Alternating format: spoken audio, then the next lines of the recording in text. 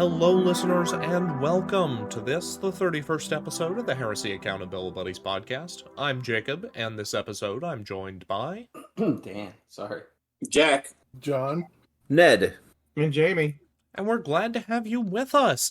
It's taken us a little bit longer than we would have liked to have gotten here, but believe it or not, in fact, this is the Emperor's Children Rules show. We're glad you've stuck with us long enough for this.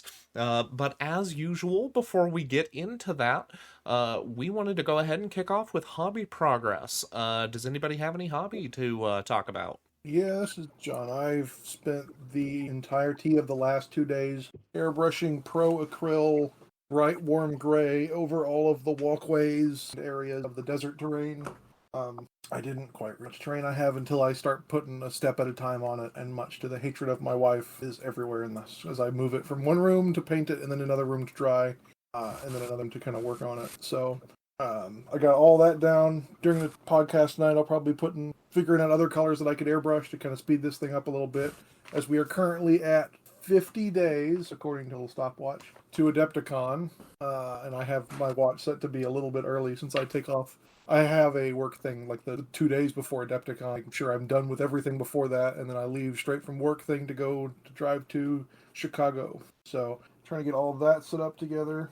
That's all the hobby stuff. I did a little couple purchases. I found this little, trying to figure out what it's called. The new Buzz Lightyear movie, they came out with this little transport cargo shuttle, and they made a Hot Wheels version of it, and I found it at the dollar store.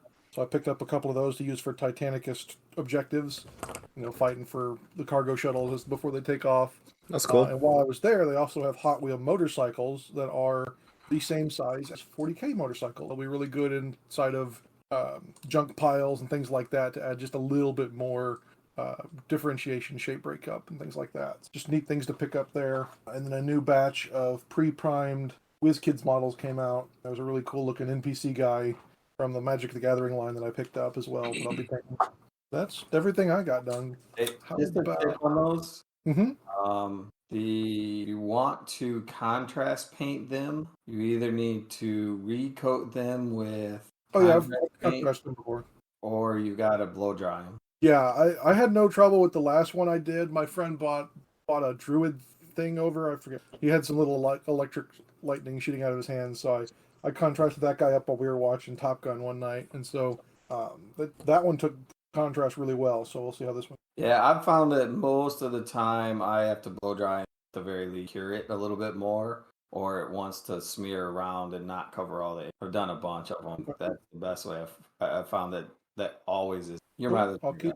Yeah, I when I do contrast and batches like that, I usually do like 5 or 6 characters at a time. So that's why I'm doing one color on all of them and then moving on to the next one. That way I've got time to color. Yeah, what's happening is it smears and it doesn't coat, and so it just wicks off a certain areas. Huh.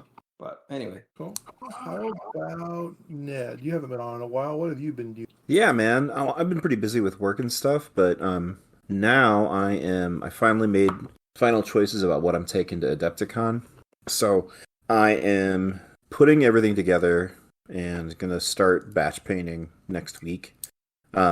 One of the things that I'm doing with a friend is we've been doing the Beta Garmin thing since Go, and so we're planning something really stupid for just us. We're going to do a team game with ourselves because we've both been playing a couple of Loyalists forces and Traitor forces for Alex's big thing.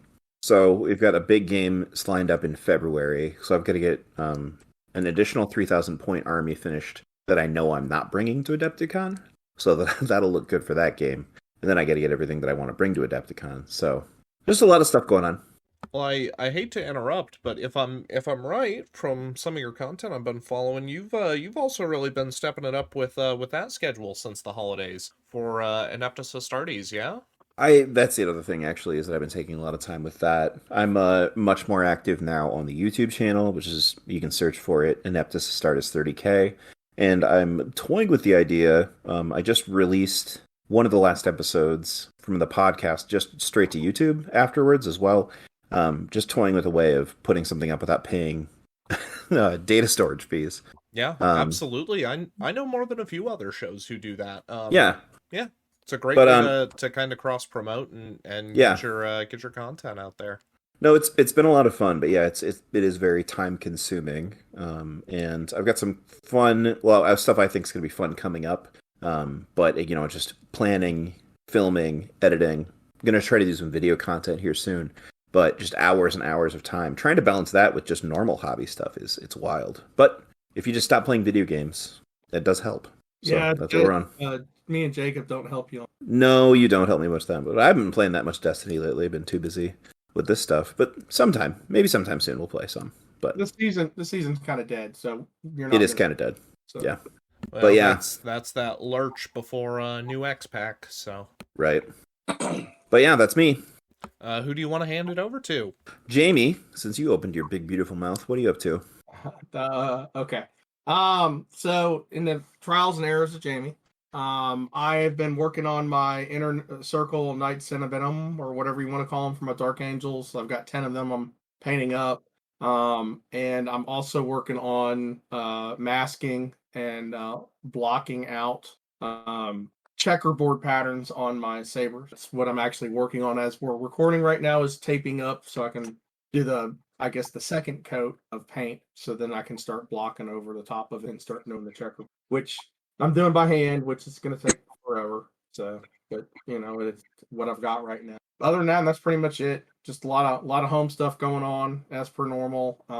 Not sure if I'm gonna end up flying at Adepticon, because I'm not sure if I'm flying up at this point or if I'm driving. I know it's kind of late in the game. It's just the way work's working out right now. I don't know if I'm gonna be able to make it up driving wise and back, because spring break's the week after that. My wife is not gonna end up her division, like everybody requested off, because they all have kids the same week. And so she's probably not going to get the week off. So I'm going to have to figure out something to do with the kids. I am going to hand it off to, let's go, Dan. Yeah, so I've had a pretty slow week on hobby. I did work on building some Angels tiers with some cool assault cannons my buddy printed for me.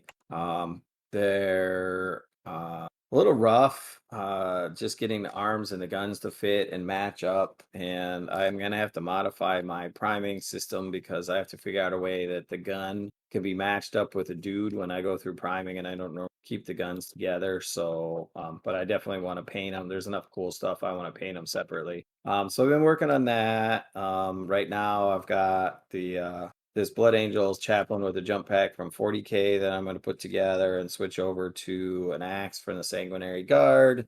I got some shields for my Ophinum that my buddy printed, although they're a little bigger than I thought they would be. I have to take a look and see if I'm going to be asking him to print me smaller ones. I think these might be bigger, that they'd be more like breacher shields than combat shields, which would be cool, because then I can make some breachers, but that wasn't the original plan. So I'll have to see how that goes.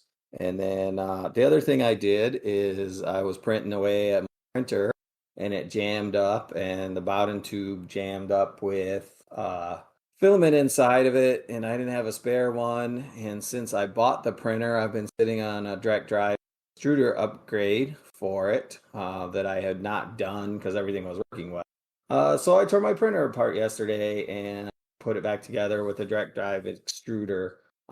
And printed a little Zone Mortalis wall section overnight. I've been printing a bunch of these because they don't take very much filament at all, and I needed more wall sections for my printer, and I've been trying to use up the spool of filament.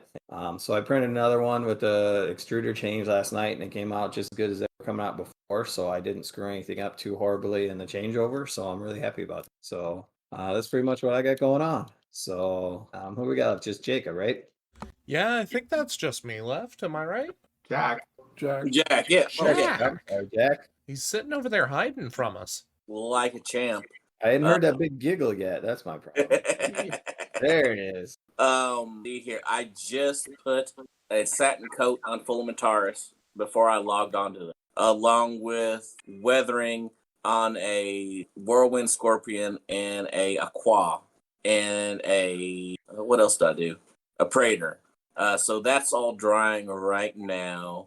So that's what I've done this week is today, because I've been out of state all week. So Jacob, I think it's off to you, sir. Hey, yeah, I didn't have much hobby time this week. I had a few cataclysmic events just continue to dogpile on the home front.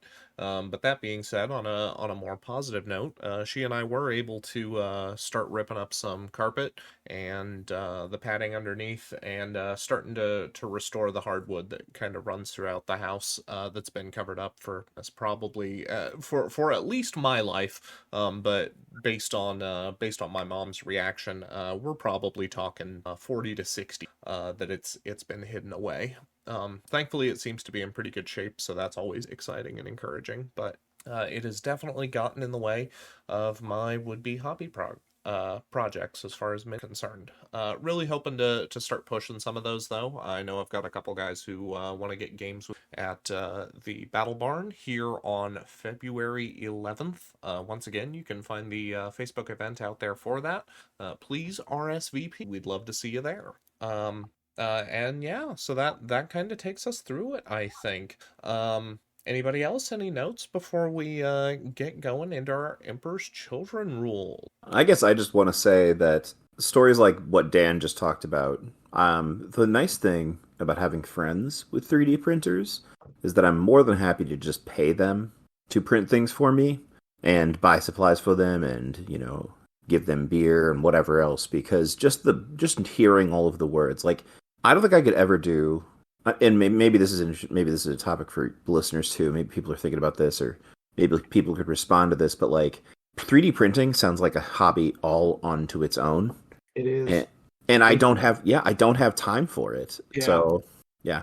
I'm happy that my friends are excellent. A couple friends that are pretty decent painters, and they're in a lot of the painters groups. They have normal jobs as well, and they got into 3D printing, and it's like an entire another hobby to the point where they are like, I basically have to stop 3D printing stuff because I just don't have time. Well, and it's two hobbies because if you have a PLA printer, it's one hobby and one set of things, and if you have a resin printer, it's a whole different set of hobby and things and gear and settings and rabbit holes. And a lot of folks end up with both. Now, I went the route that I didn't want to mess around with resin. Got the PLA, and then I've got buddies that some of them in this group, some in our main group, and then my buddy back in Michigan, both who, usually I'm doing print for print stuff. So I'll print them PLA stuff, they'll print me resin stuff, and it works out really well. So,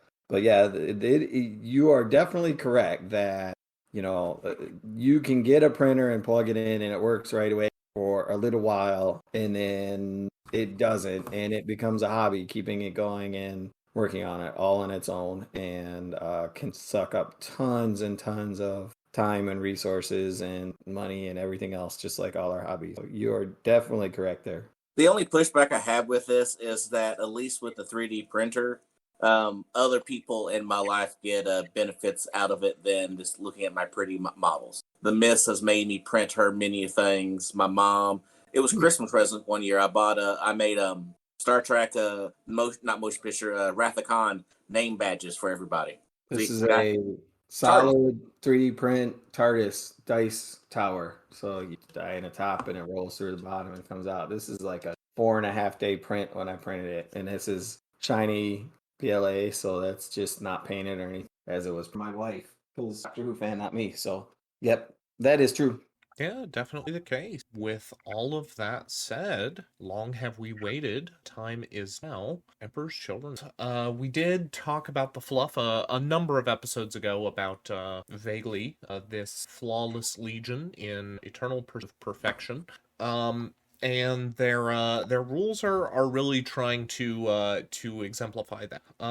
To make a hopefully comedic shorthand note, Emperor's Children is the kind of army that if you roll more sixes than you do ones, let's say, and therefore like roll more sixes than like your opponent does sixes, you will probably win the game.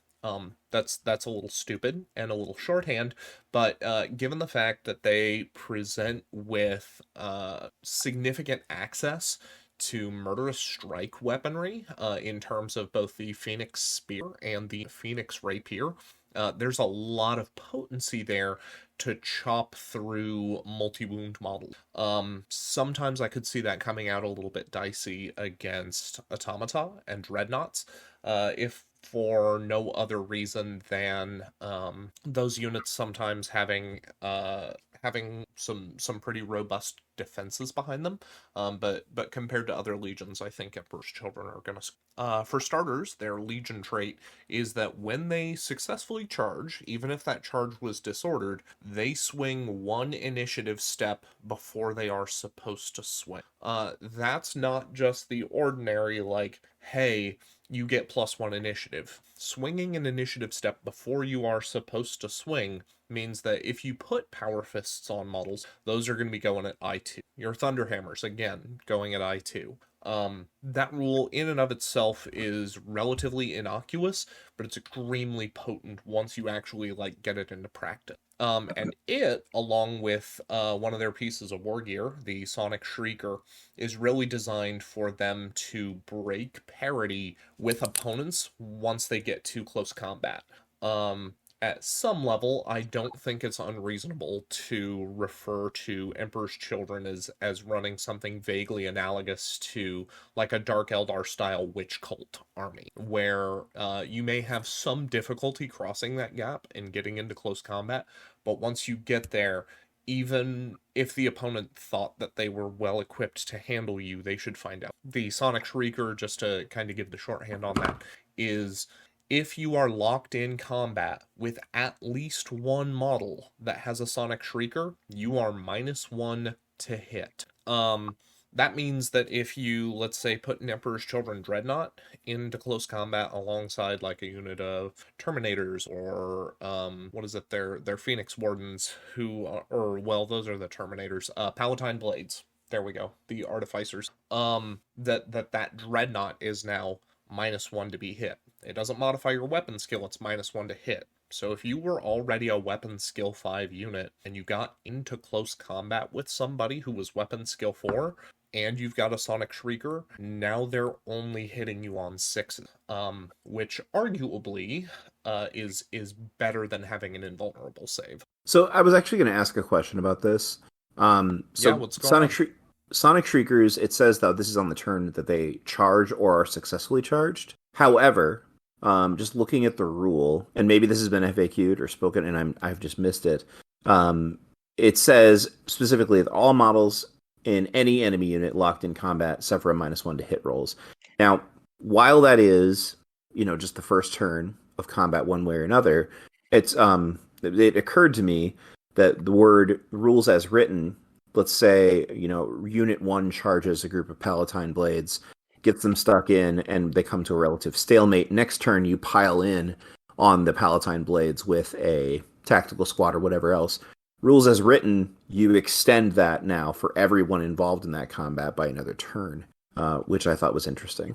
Yeah, that's my understanding as well. I don't believe that's been FAQ'd, but I might be misinformed. But yeah, definitely the case where you kind of want to dogpile them and get the worst of it over with and hope that kind of wraps things up, rather than to kind of spoon feed them a unit at a time. Yeah, and it can't be turned off by disordered charge or whatever that reaction is. These Right. guys always have it on. And it also synergizes extremely well with their advanced reaction, which is when the enemy goes to charge you, you are allowed to make a charge roll, and if you beat the enemy charge roll, you charge them. Charging out of sequence, as Space Wolf and Imperial Fist players can demonstrate, can testify, is extremely potent. Mostly because it's not just doing something that a core reaction does, but more so. And reactions I would point for that style of thing would be Iron Warriors and Iron Hands, where they get kind of their double return fire or double Overwatch. Yeah. Those are even though they're strong, they're extremely potent. The fact that they have a core analog makes them a little easier to understand and possibly even in some ways easier to balance. Being able to do something completely unprecedented out of phase. What's interesting though about this one to me is the fact that you have to is it beat or is it meet or beat their roll? When a charge distance roll is made for the enemy unit, the reactive player must also make a charge distance roll. If the result is equal or greater, so ties Equal or go greater. to Okay. the person who is expending a resource. Right, which makes sense. What's interesting about this to me, though, is the fact that obviously you need to look out for the fact that, like with anything else, if you're trying to use this and being charged with a unit that has a charge bonus, it makes this significantly more fraught.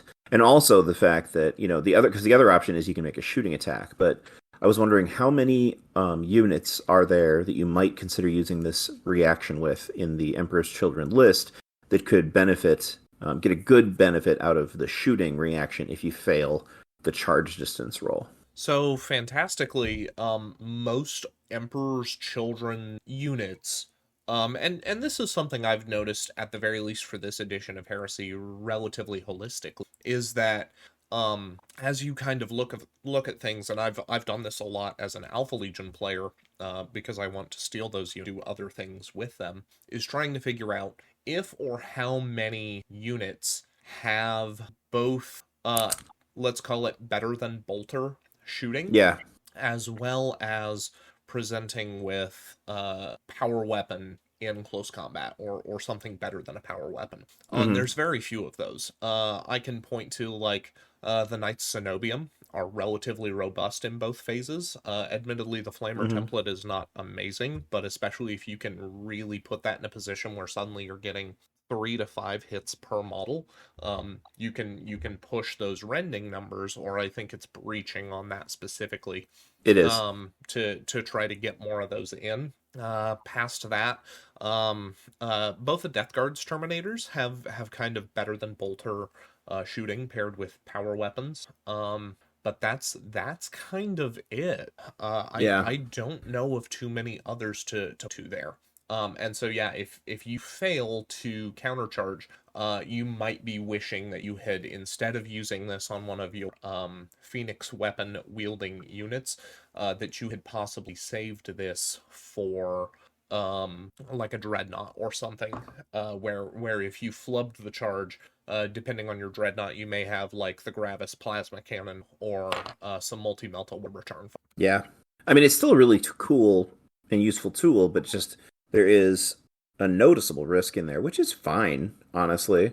It sounds like the kind of thing, I think it's kind of fluffy for the Emperor's Children to take the risk on it, Yes, absolutely. And it is worth noting that if I understand the wording of the reaction correctly, you declare the reaction before you see charge. So it does thankfully put at least a little bit of an impetus there for some risk reward, much like we talked about recent FAQs did for the hold the line reaction, where there is things to go badly, but not like cataclysmically, I can't believe I used this and got nothing for it badly. So it is important to note also that as I went looking through like the Emperor's Children and reviewing their units, and something stood out to me, and I think, unless it's an error that I have in my list building application, Lucius the Eternal is only natively weapon skill 5. Oh, let me check. Lucius might be my Oh favorite. no, he's weapon 7. He's weapon 7. I must have been either misreading or there's an error in my list builder. So he's weapons 7. There's a lot of errors like that in command squads and things like that I've noticed in Quartermaster, but Yep. he's ballistic skill 5. That's what. Yeah. It is BS5, yep. So, the thing that I wanted to pick up on, though, is that if I read Precision Strikes correctly, Precision Strikes gives you kind of a fixed to hit number. You can never hit worse than your Precision Strike, if I read it correctly. I could definitely not read it right, and it could just be similar to breaching versus rending. If we haven't ever talked about it explicitly on the show before, breaching and rending look very similar on paper, but they are very different. Breaching says that if you would normally wound on this value and rolled this value or better to wound, that wound ignores armor saves. Rending says if you roll this or better to wound, you are an automatic wound at AP2. Or if you roll this amount or better for armor penetration, you get that roll plus a d3. Which means that, like, if you had somebody who was only strength 3, for example, and this may be kind of bad, because I know previously if you were 4 points higher on toughness, you couldn't be wounded. But my understanding would be that if you had somebody who was strength 3, but had even rending 6 plus against a dreadnought, that rending 6 plus will successfully wound that dreadnought, because rending just says you wound the target. And so precision strikes, to my 1 or 2 readings of it, was similar. That is interesting. The rending rule and the way you read, that's one of the reasons why the Firewing Enigmatis Cabal for Dark Angels are such spicy one-turn dreadnought killers. Because they can one turn a game, they can have a 3+ rending on their power swords. Yep. So that's pretty hot. So that's interesting about the precision strikes for Lucius, because I hadn't considered that before. Yeah, and again, I can't promise it's supposed to be that way. I could definitely incorrect there. Emperor's Children also present with one other rule that gives them a lot of agency in the field. And as somebody who used to play Alpha Legion in the last edition, and in addition to Alpha Legion, like, I tended to Armilla Steinat or Alfarius, and often a unit of vets, I put a high value on agency in so their special rule, I believe, is was it skill unmatched? Yes. Yeah, so skill unmatched says at the beginning of combat, so before I-10 but after successful charges have been resolved, all of your units must pick their own skill unmatched. So if you have 3 skill unmatched units in close combat, they can each choose to pick a different skill unmatched. You're allowed to double up, you're allowed to triple up if you want, but it's cool that you don't all have to pick the same skill. One skill says your opponents count their weapon skill as 1 lower for the purpose of hitting you, but you make 1 fewer attack. One is you make your weapon skill 1 point higher for hitting your opponent, but make 1 fewer attack. And the other is you make +1 attack, but you just drop your weapon skill by 1 all the time. So what's really important is that, let's say you took a weapon skill 5 Emperor's Children unit and put them into close combat with another and its weapon skill 5. If it's the first round of combat and I chose to count my weapon skill as a point higher through skill unmatched, and I have Sonic Shriekers to count you as 1 point worse to hit, suddenly I can immediately break parity, hit you on 3s, and only have you hit me on 5s. Or I could double up and say, I'm okay only hitting you on 4s, especially if I have, say, a chaplain attached, but I'm going to make you only hit me on 6. Extremely powerful to have that kind of flexibility to push people into bad circumstances like that, even with what should be a unit that presents combat parity. And considering that the Phoenix Winry swings at initiative and presents with Murderous Strike 6+, admittedly compromising your total attack volume isn't great, but if you were to bash your Terminators against somebody else's, even if you're only going to make 10 attacks after charging, and even if you only hit on 4+, you've got a reasonable shot at finding a Murderous Strike that might cut an enemy model completely down before they get to attack back at you. And then if you say there are only 5 models as well, there are 8 attacks, they might get 1 hit. And it's a great way for you to flexibly determine if and how you need to navigate combat. Do you need to stonewall this unit for a couple turns until you have a character who can come over and bail you out? Make it harder to hit you. Do you really need to make sure that you thin as many models out as possible, especially if you have a chaplain attached? Take the weapon skill penalty, get the chaplain in there, roll as many attacks as humanly possible, including with the kick, and just see what you can get done. That's typically going to be at I-5. Really, really strong there. And I think to that end, I am slightly partial to Palatine Blades versus Phoenix Terminators this edition, but I think that's because Sword and the Spear are so similar. So the Sword is a normal sword, Rends on a 6+, Murderous Strike on a 6, and the Spear is likewise Murderous Strike on a 6, Rend on a 6, but The spear gets +2 strength, which is, it's not bad, but it's a little dubious quality, especially if you're going against other Terminators, at least to me, where I don't know that I care about a bonus. I think more of what I care about is just generating a volume of attacks to fish for 6s, and by the time you take one of the Palatine Blades units, where they're 2 attacks base, 3 for dual armed, 4 on the charge, you generate a lot more attacks, especially by the time you go +1 attack for just to get the volume up, and get a chaplain behind them. I think that there's more potency there than just hitting more often or being hit less often, especially for Palatine Blades who don't have an. See, that's interesting because I was actually just thinking about how I might feel the opposite way. The Terminators being 35 points a model, they're only 7 points more a model than the Palatine Blades are. They get the 5+ invulnerable save for being in Tartaros armor. They get the Phoenix Spear for free, as opposed to having to pay for any of it, because I believe it's 5 points for upgrades on all of that squad, right? Palatine Blades is just 5 points for a power weapon. Yes. A Phoenix Spear or a Phoenix Rapier, right? Yes, that's correct. So, I mean, admittedly, like it is nice here that you've got for both of these squads. They're going to have a 2+ armor save. Interestingly, well, I guess it really doesn't matter. The Phoenix Terminator doesn't have a weapon, so who cares about or it doesn't have a shooting weapon, so who cares about their BS4? But if you are, what I was thinking about was that especially if you do the shenanigans for the making them much more survivable, losing an attack but having the extra strength to guarantee or at least insist that you're either going to make your opponent be fishing or make your opponent making saves. I actually think that a small squad of Phoenix Terminator squad for like plugging gaps or tying up units. If you're going for the kill, maybe it's different. But a Phoenix Terminator squad could be pretty hard to shift in the right circumstance.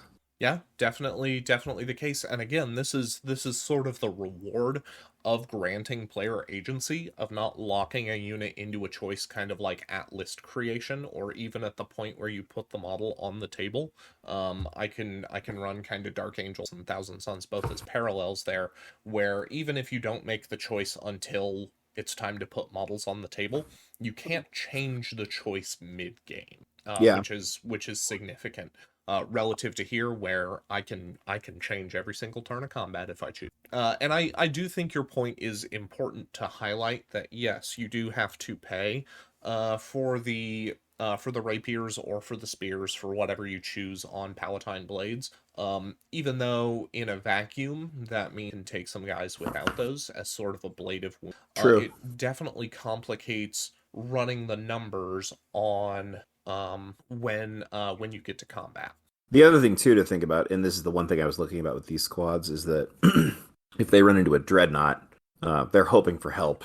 It's going to be, I mean, if you're trying to fish for 6s against, I think that's, I mean, I guess the spear is more likely to help you out there, but still, you're probably just fishing for those murderous strikes. Because the breaching isn't gonna. It's only a 6+, and you're likely only gonna be wounding on 6+ with the sword anyway. But still. Yeah. So as we talk about all this, I actually had a couple buddies, friends of the shows, who did successfully manage to get a game in.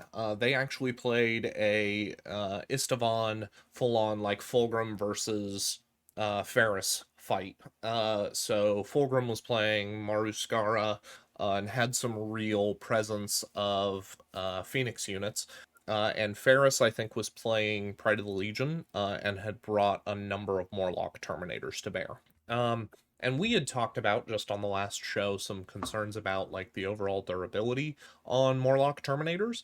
And even though that might still be a reasonable discussion at large, the fact of the matter was that in this particular game, there was quite the foil there to be able to murderous strike those units and just say, I don't really care how high you want to count your toughness. I can just murderous strike you and tell you if you fail this save, you die. Yeah, Murderous Strike is a good equalizer for that.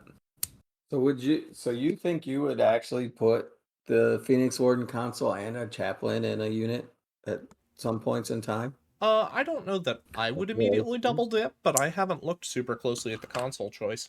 Well, isn't that the only way you can get the skills unmatched though? Does that come somewhere else, or am I missing it? Or Don't the Phoenixes all come with skill unmatched native? So Yes, both the Terminators and the Palatines get it. Just part of stock. I'm missing it. Okay, The Palatine blades also get counterattack. Okay, yeah, I see it now. I missed that some. yeah, so it's also worth talking about the units that do appear in the book that aren't close combat focused, are the Cacophony. It's my understanding that they've kind of been toned down or adjusted relative to last edition. I know a number of players up until kind of that last pass of the FAQ didn't feel confident that Phoenix Wardens or Palatine Blades were particularly worth running. And so you tended to see a lot of third company elite lists.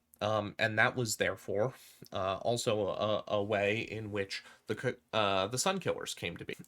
They whether they existed in the lore to your taste or not is a bit nebulous or worth discussing. But the fact was that they were kind of put out there to offer a strong anti-tank option for Emperor's Children, for this army that just didn't have any shooting and kind of struggled or sometimes floundered to find a way into armor in order to close out games. And unfortunately, that means that the Sun Killers have retained most of that this edition. So I feel pretty strongly that they have sort of crossed stream with Iron Havoc. Sun Killers have something that's called Perfect Fire, or I think it's Perfect Aim, which does not grant them precision shot, but I believe it ignores cover and damage mitigation. Is that correct? Does somebody have that XBAT PDF pulled up? It is. They have precision fire, designated quarry, and fortified position. Yeah, so fortified position lets them bring an Aegis line as a dedicated transport, quote unquote. Which is hilarious. Yeah. Designated quarry means if your opponent brought a super heavy, including knights, that they can reroll, reroll armor pen rolls against them? Yep. To all failed to wound rolls of 1 may be re-rolled. If it has an armor value, you add +1 to any results roll on the vehicle damage, as well as a result of shooting attack. Yeah, so it makes your las cannons AP 1 because you already have Sunder. Or against Gargants, I suppose. You'll get to reroll. Totally fine. But the fact that they come fixed, quote unquote, with las cannons, you can buy other guns on them, maybe, if I'm right, but you don't save any points by doing. The las cannons come on there by default. And much as we've found with like night vision, spoiler, they can buy a sonic pulsar, which doesn't grant them. It might grant them night vision. I'm not sure. I'd have to double check that. But all the weapon options are free, so they come standard with las cannons. Yeah. But it turns out the ability to deny reactions or damage mitigation is extremely so even if you thought that your unit would just be like, you know what, I'll just use my reaction here to evade and hope to keep this unit kind of chugging forward and fighting, no, you can't even evade demons. Which again is kind of a cross the stream moment from last edition where Iron Havocs gave enemies -1 to their cover save, no matter if they were a tank or infantry. Havoc's this edition instead picked up precision shot 6+, which probably shouldn't have happened, but here we are. Apparently ballistic skill 5 was not a good enough thing to natively give a heavy support unit. The precision shots on those guys is funny to me. It's not smart, I think, but it is funny. By the way, going back to the subsonic pulsar, I just checked it. It ignores leadership and ballistic skill penalties imposed by night fighting rules, but you still need the augury scanner to target something outside of that 24-inch range, which you're gonna buy that, so yeah, it's fine. And it means that by the time you get all of those upgrades, including the sonic pulsar, you can kind of, especially considering ballistic skill 5 native, you can kind of daw the need to equip that unit with a tech marine, and that in and of itself is about a 70 saving, to say nothing of it saving. Are you people seeing a lot of people bringing tech marines for units such as that? I have, but some of that is because I have a couple, like we've got 2 or 3 Iron Warriors players in our play group, Uh-huh. and they have absolutely tended to, especially because at least one of them is hard pass on dreadnoughts. He's not a fan of what he's doing to the game. Got it. He absolutely has been putting Tech Marines with las cannon heavies and even in havocs. Now that being said, he and I found out that as part of our playtest of my Thousand Suns, my orbital assault list, that taking what is it, Tyrant of Lysatra, Yeah. in conjunction with the Havocs who are ballistic skill 5 native, and then the ability to kick them effective ballistic skill 6 through a Tech Marine and a Cognis Signum. It turns out that the ability to turn off Gets Hot for a unit, which is supposed to be drawback to Tyrant of Lysatra, might be unsolely powerful. Who knew? I use them in Ultramarines to kickstart the Ultramarines bonus. You have like well, obviously right now I'm using the jet bike list, so I can start the chain of shots with the Volkites or the heavy bolts. Yeah. Yeah, I hadn't looked at those much, Attack Marines much, but I was hoping to explore some of that. I have at least toyed with the idea of putting them in my Alpha Legion list, but kind of styling them alternatively rather than just calling them Tech Marines. Yeah.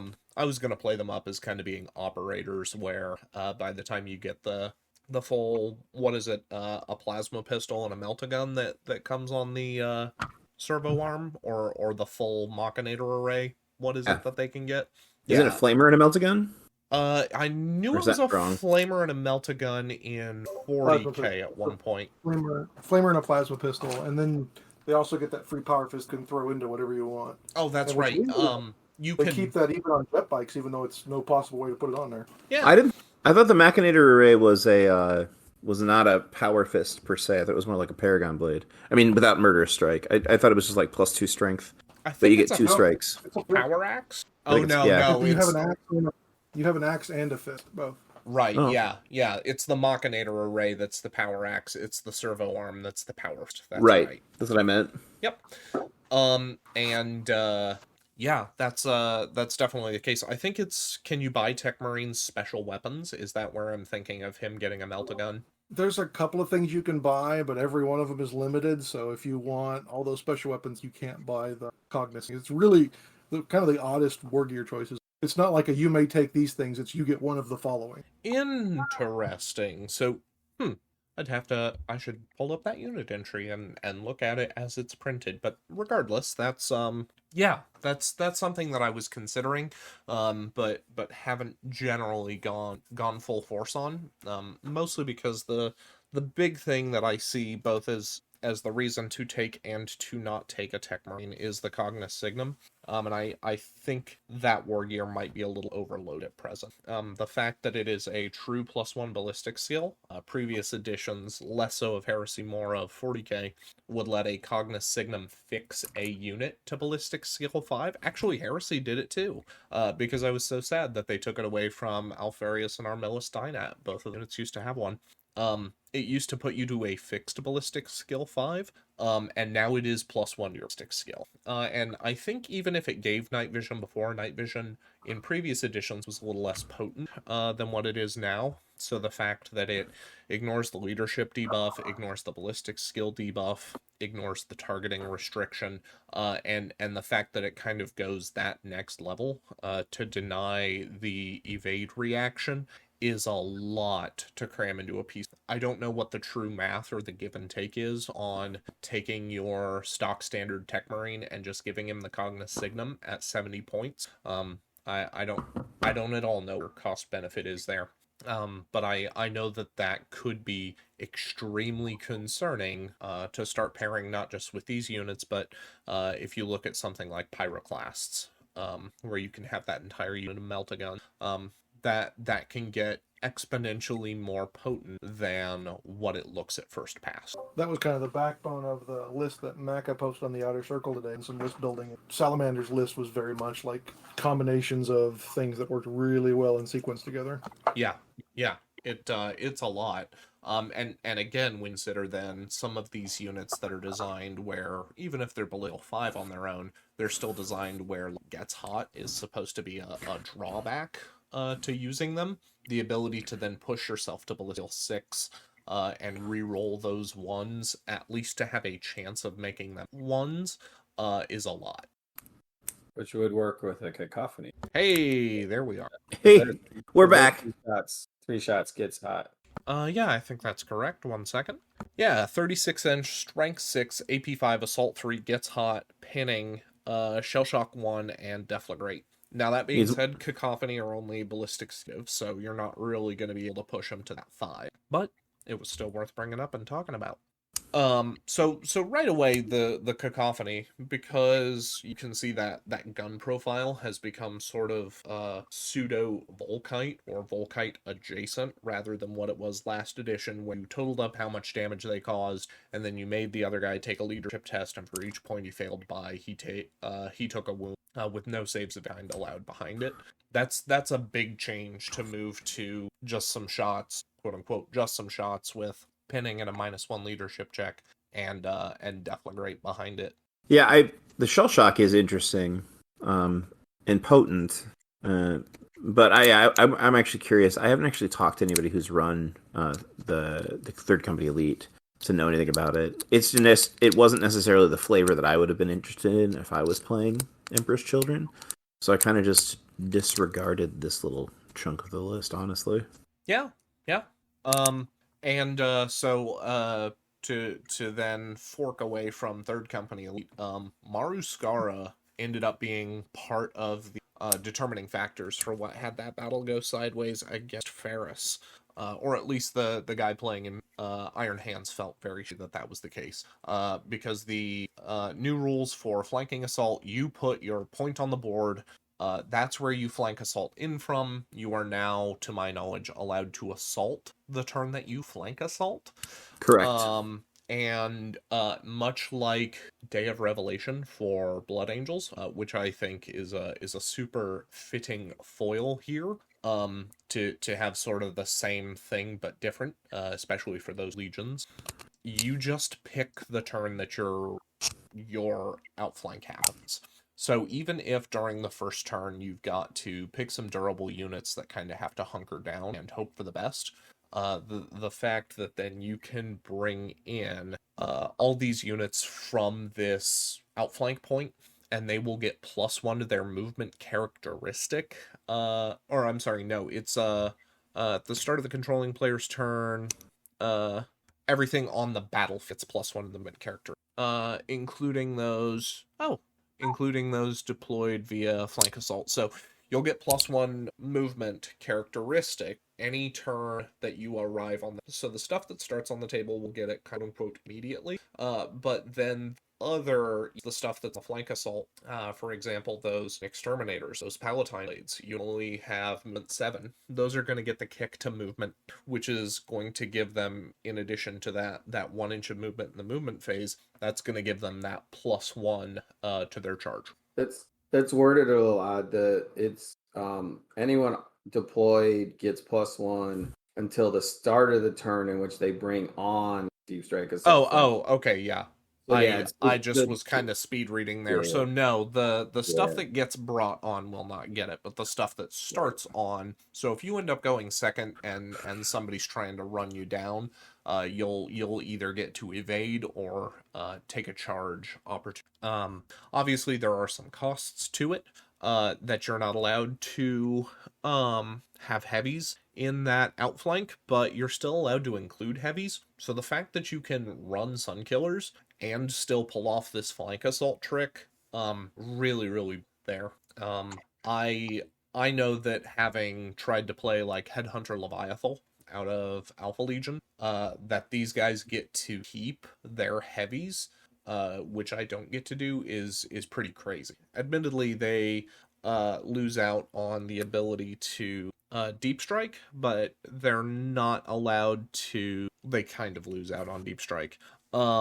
But they do get to still flanking assault. So you could take a drill here if you were really hard up to get a second reserve action that would be available there too. What's funny too is that, speaking of those sun killers, that'd be a perfect thing to include in a list like this because you want to make sure everything stays, or something at least stays on the board. So bring your sun killers in their nice, cozy, dedicated Aegis line, Yeah.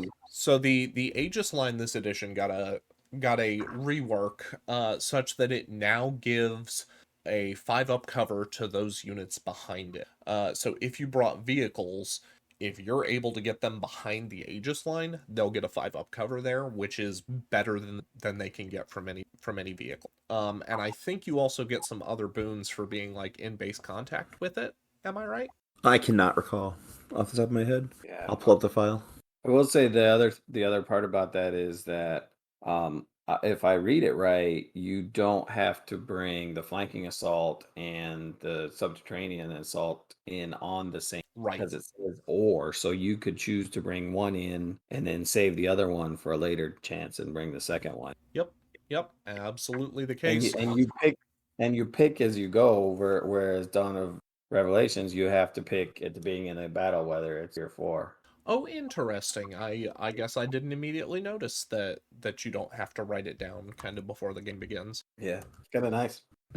But yeah, so you've got that going on. Anything else that really stood out to anybody else with regard to children? I just was thinking about it. You can get really silly expensive really quickly. And however many of these elite units you're going to want to bring, you're definitely going to want to be concerned about dreadnought equivalents. Whether that means bringing at least one of your own. But just noting the general vulnerability, unless you're able to double up on the defensive stuff with your skill choice, it's just going to be something you have to pay attention to. Yep, and even then, what you're still going to run into is that dreadnoughts are going to be weapon skill 5. So even your weapon skill 5 unit. Now, admittedly, you can hit both the Sonic Shrieker. Oh goodness, yeah, never mind. Yeah, you can totally hit perfect or unmatched skill and Sonic Shrieker and still not down to only hitting you on 6s. But then you're going to be just like one attack a model, your Terminators, 2 attacks a model standing on, and then once the Sonic Shrieker wears off, then he's going to be a hit you on. Yeah, definitely an option for kind of pinning that dreadnought in place until somebody else. Speaking of units that can finish him off, Lucius with his I'm definitely not Karn the Betrayer ability to bring Daddy's sword to battle. Boy, that's a lot. That AP2 Fleshbane weapon, yeah, that'll carve through a dreadnought like a hot knife through butter. That is a lot. And that'll kick him to initiative 7, plus or minus his Legion Astartes ability during a challenge. That's devastating. Might be. So Go ahead. No, I was just saying it's interesting though because so if I'm reading this correctly, he can take may exchange the Blade of Lear for a close combat weapon, reducing his points. So you can drop him by getting rid of the Blade of the Lear, right? And then you have to use, what is the other blade he's got? The 19? Yes, so he'd be dual armed with the 19, and right. It's still very potent as well because I was gonna say it's rending 3+ also. Yep, it's got Duelist Aegis. It's Mastercrafted Murderous Strike. Yep, it's really only those wounds of 2, but you do get the Murderous Strike out of it, though you get Duelist Aegis instead of Duelist Edge. Right. So definitely not out of the question to at least consider or evaluate taking 19, because 19 also gives him sort of an out to dig into a tank. It's not going to be super reliable, but he will claim dual armed with it, so 4 attack space, 5 for dual armed. I guess 6 I don't understand for the charge, and then 7 in a challenge because of his Supreme Duelist. Right. See, I guess so. Like neither of these weapons. Okay, no, that's not true. Blade of the Lair has Specialist, right? Yes. And 19 does not. Correct. So if he just gets a close combat weapon, he gets an additional attack with 19, right? Yep. It's absolutely. still rending on a 3+. So in a duel, he's still causing all that nonsense. There's no Murderous Strike on the Blade of the Lair. So is it just Fleshbane that makes it better? It's fixed AP2 and Fleshbane, kind of. But you're rending 3. So fixed AP2 will kick in against vehicles. Although that being said, unless you've got shenanigans to boost his strength higher, it's a bit negligible there. Yeah, I actually don't. I actually don't think the Bladed Leer is any good. I don't think I'd ever use it. Yeah, definitely. Yes, because of how rending works, where you're Yeah, still gonna wound on that value. Yeah, not yeah, not unreasonable. and it's saving you like what 30 points, 40. 40. Yay! Yeah, save. That's a whole other Terminator that's a whole other what's it called? Palatine Blade with a power weapon of your choice. Yep, and considering he's I6 standing, which still puts him ahead of most of his Right. contemporaries, just characters, but obviously ordinary run-of-the-mill Praetors, to Right. say nothing of his charge bonus kicking him a step further. Yeah, Right. yeah, a good point. And he does still get the 4+ invulnerable save, which I was a little surprised about. I mean, again, he is a Praetor, so I'm not disappointed that he kept it, but No. surprising me. You know what I love? My favorite thing about Lucius actually is his warlord trait because it specifically says because he's such a in the lore that no one can benefit from his leadership. So like I think that's hilarious. Nobody's gonna listen to what he says. Yeah, but he does grant fearless if he's in a challenge. But I think that's cool. I think that's such a cool Emperor's Children thing because while he's dueling, everybody's just going to be Slaneshi enraptured with what's going on. But if he's like, "Come on, man, let's go over the hill," they're like, "Touch grass." Don't hit the deck. I know that sniper just took out Bob's head, but we got this, guys. Do we though? Do we though, Luke? Yeah, and it's very selfish. The first reaction that he makes each game turn does not count against a reaction allotment. So if he chooses to react in the movement phase, that's fine and that's free, but then he's not going to be able to get the counter charge or whatever as an right. Yeah, he's great. He's great for being like just as narcissistic as you'd want him to be. Yeah, and Eidolon's still out here being a maniac, especially now that the Legacies PDF has given us back Jump Pack Palatine Blades, and they're a pretty cheap upgrade over the regular. I think it's only about 40-ish points for a full 10-man squad to be able to get the Jump Packs baked in. Yeah, that's not bad at all. Yeah, so Eidolon doesn't have the impressive weapon skill 7 that Lucius the Eternal has, and he is exactly the same points cost, which is pretty fun. But he does get the Thunderhammer that anytime he charges, ignores unwield. So he's normally initiative 5 because of the Emperor's Children, Legions of Astartes rule that's going to kick him to effective initiative 6. He is still absolutely going to stare enemy Praetors in the face. Gosh, and they both have Sonic Shriek.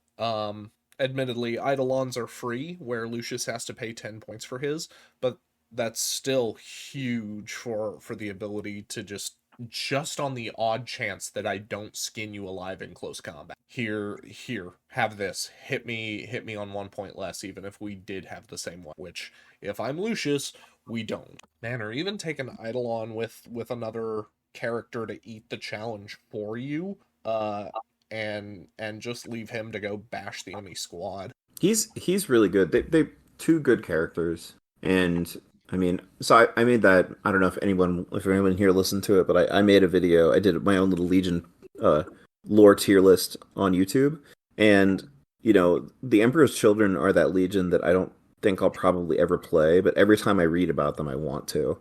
Because they've just got such good character and such good written, such interesting Praetor characters that would just be fun to design a list out of. Like, they're almost fun enough. Lucius is almost hilarious enough for me that I want to put together a 1,000 point Zone Mortalis list just for him. Well, here's the thing. They even gave Saul a great glow up this edition. Oh, yeah. He was just a total loser last time, and now he's strength +2, rending 4+, +2 initiative and a challenge. And, by the way, he also has a Nemesis Bolter, as you... Wasn't Saul like one of the first models they made in the first edition too? Saul Tarvitz? No, Yeah. he didn't show up until way late in the edition. We got Eidolon before we got Saul Tarvitz. Okay. Yeah, that's right. You Saul might be thinking Garrow, maybe? Yeah, I think I. Yeah, Garrow Saul showed up Tarvitz was- crazy early. Yeah.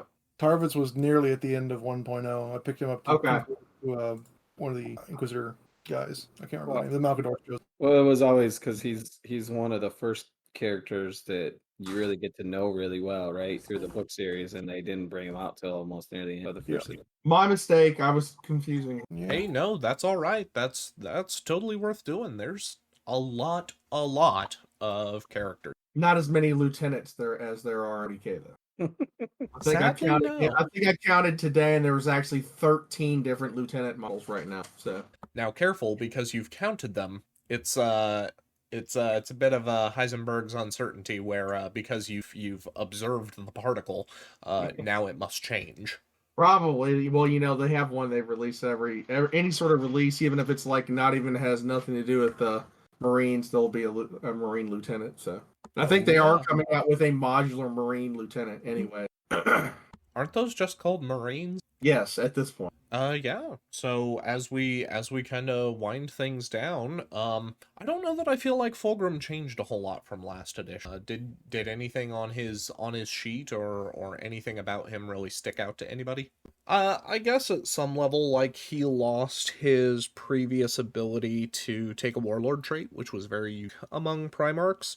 But given that they all have moved their sire rule to their warlord trait, that's a little less concerning to me. And he still gets to make bonus attacks based on the difference between, was it his weapon skill or his initiative? I believe it is initiative. Yes, it's initiative. Yeah, so that's still pretty relevant. And his sire's a little understated, maybe, that you can steal his leadership from anywhere on the table. But given that we've had a couple players who have played around with recon squads and vigilators, where you really want to pick the sergeant or the apothecary out of the squad, and then just leave the squad not just with lower leadership, but having to take that modified check. Being able to steal Fulgrim's 10 for that is pretty worth. And then +1 for combat resolution. Maybe those people who play more close combat than me can say whether or not that's relevant, especially if you start stacking or something. But What's funny to me is that every time I end up in a game in which one of those rules is present, it ends up mattering, like once. Or maybe that's just cognitive bias, or confirmation bias, that you're just hoping it will. But it's not bad. What's interesting here, the Fireblade, just like the last time, with the Blade of the Lair, his Fireblade option has Murderous Strike 5+, AP2 +1 Strength, Mastercrafted. yeah, the Blade of the Lair still kind of sucks, especially now that you've pointed out that it even kind of sucks on Lucius. Yeah. Super, super disappointing that this ultra evil sword that corrupted Fulgrim's eternal soul, it's kind of junk. Yeah, I definitely wouldn't take it there, but let's see here. You don't have an option to take it on Fulgrim. He gets, oh no, you just say he's got one or the other. Okay, I got it. Yeah, I just don't know. I think I'd rather have the Murderous Strike. I'd rather have the +1 Strength. Because what he's got, he's standard Strength 6. So you're looking at Strength 7, worried about Dreadnoughts. The Murder Strike, you're wounding on 4, Murder Strike on 5. So, that's good. Have you guys talked before about the fact that he's got bulky 6? We haven't, but I did joke with some of the locals, right as we got his rules in hand, that we, Primarchs are bulky 4, unless you're Fulgrim. Yes. So you just gotta leave a little extra room for ego. He man spreads in the Spartan, or does JoJo poses. Opens it up. It's because his definitely not winglings on his armor. There you go. He's yeah. That's the real reason why Ferris was making eyes at him, was because of his thickness. It is also worth pointing out that he did keep his 5+ in Muln against shooting, which I think is I think he might be the only Primarch to boast a 5+ there, but he did get to keep his 3+ in close combat. And then go ahead. I think maybe I'm looking at a different version, but I'm seeing that the Gilded Monopoly gives him a 2+, 3+ in melee, and then a 4+ against everything else. Oh, interesting. Did I? Huh. Yeah. It's again maybe one of those where I'm pulling from a bad source. That would be pretty bold for them to have finally fixed that up. That'd be nice. Yeah, Because I don't know that any Primarch has a 5+ anymore. Yeah, not even Angron, broken as he is. As in, like, not mechanically broken, as in, like, he Right. as a being is broken. And Correct. then once per battle at the start of any phase, Fulgrim's controlling player may declare the use of tactical excellence. For the duration of that phase, any enemy unit attempting to react against Fulgrim must pass a check, unless it is a Primarch. So pretty cool that, especially as we talked about, like Maruskara, where he could potentially, not admittedly in the game that the guys played, basic immediately went for Ferris because narrative, where you could potentially put him out there, figure out like, oh, is this your las cannon heavy? Oh, it'd be a terrible shame if something happened to these guys, wouldn't it? And then go make a mess. Without them having the ability to react or hopefully. Yeah, that's a nice ability. Saves you the trouble of bringing a telepathy librarian, I suppose. Yep. Or as we point to like Maruskara, you could actually pick that, disallow the enemy from reacting against movement phase, have Fulgrim successfully flank assault granted by Maruskara, and then have a librarian use telepathy to shut down Overwatch, and then get in all the way scot. Right. Yeah. Yep, that would be pretty sweet. Is so gross. All right. Well, there's our brief foray into children. Thank you for joining us. And on this episode, I have been Jacob, and I've been joined by Jack. John. Ned. Oh. Go ahead, Jamie. Go ahead, buddy. Jamie. You guys are about as good at following instructions as Fulgrim was. Hey, and Ned. Have fun editing that. And we're glad that we had you with us. Remember, stay accountable to your hobby and your buddies, and we'll keep you next time.